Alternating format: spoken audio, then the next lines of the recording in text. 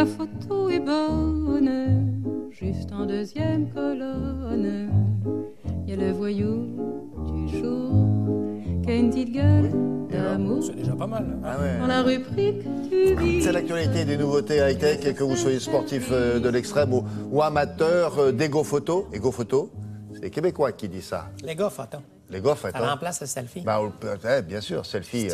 Tabernacle. Non comprendre.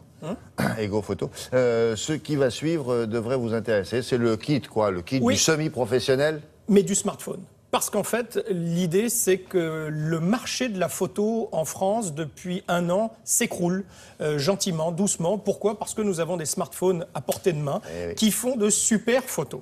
Et donc, les seuls appareils qui résistent un peu sont les compacts, vous savez, les petits appareils. En fait, qui sont guère plus gros que les smartphones. Ceux-là résistent un peu. Et on appelle ça les caméras sport.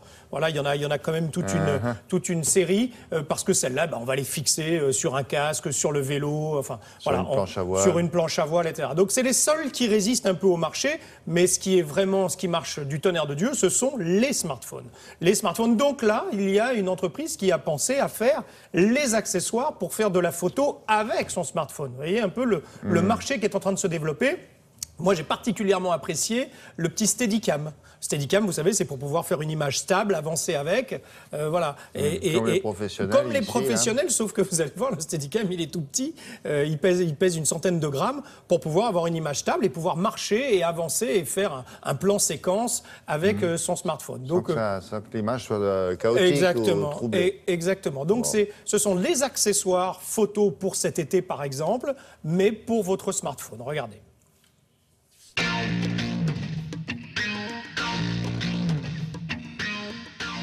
L'idée, c'est d'avoir des produits universels qui peuvent être adaptés aux consommateurs lambda et finalement qui puissent être utilisés tous ensemble. Certains produits viennent du monde professionnel dans le sens où c'est des accessoires pour image, mais on essaye de les simplifier le plus possible pour les rendre accessibles à tout le monde.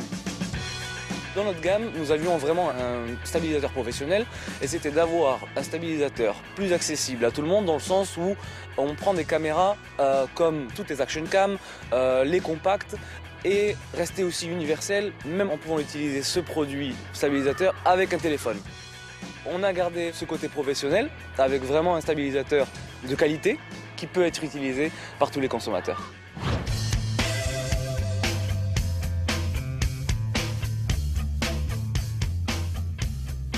On a vraiment différencié les perches qui vont être plus compatibles avec des sports, donc des snowboards, du surf, plongée.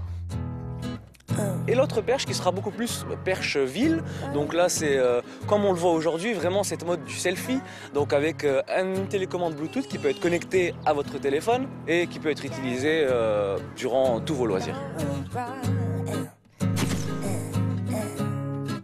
L'été s'approche et on a vraiment besoin d'un sac où on peut mettre toutes nos affaires, quand on va à la plage, quand on va au lac, l'utiliser à moto par temps pluvieux et vraiment protéger tous nos accessoires. Il suffit simplement de l'enrouler 3 fois et il a un velcro. Après cette fermeture-là, le sac devient complètement résistant à l'eau.